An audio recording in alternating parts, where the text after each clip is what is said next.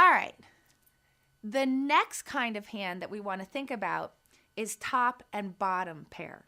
Okay, so that's when there's a card sitting in the middle of that board that you haven't paired. So, as an example, let's say that you have a hand like,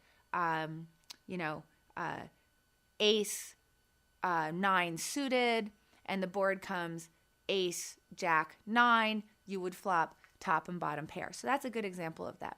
Now, the way that you play this hand is, again, not surprisingly, going to come down to sort of the texture of the board and how vulnerable your hand is going to be to those cards that can come on the turn.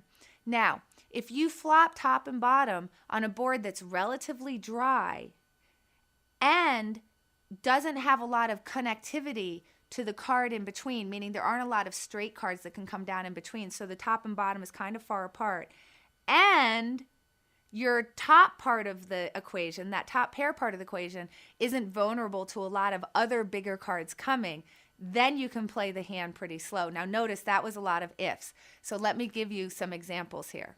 Okay. There's going to be a big difference between, say, an example where let's say that you raised with a hand like ace 8 suited, and the board comes, let's say ace jack 8. Well, this is a situation where the cards are relatively far apart. So any kind of, you're only really worried about one straight jar there, which would be, a hand like 10-9. That we shouldn't be too concerned about. There's no suits on the board. We're not too concerned. And you have this thing going on, which is great, which is that you happen to be holding the ace.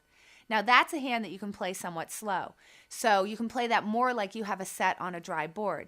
But let's change the situation just slightly. And let's say that instead of ace 8, let's say that you raised on the button, all right, and you were just trying to steal, and you raised with a hand like 10-6, okay? You got a call from the big blind, and now the board came 10-8-6. Well, this is a very different kind of top and bottom pair. We've got a lot of problems with this hand now, right? First of all, the 10 being the top pair on the board, what happens when a jack, a queen, a king, or an ace comes on the next card? Those are all things that can trump your top and bottom pair and give someone a bigger 2 pair. All they have to do is connect with one of those cards. But there's a bigger issue here. This board is highly textured with itself, right?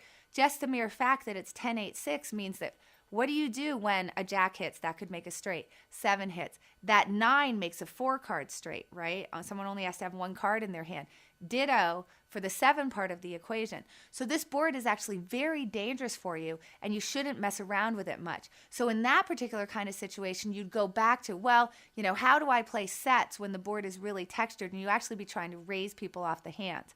So when the top and bottom are pretty far away from each other, so there's not a lot of texture created on the board, and the top part of the equation doesn't have a lot of overcards that could hit on the turn, you can play the hand slow as if you have a set on a dry board. But when those circumstances don't hold true, when there is texture on the board and when the top part of your equation is low down on the end, now you should be playing that hand actually much faster.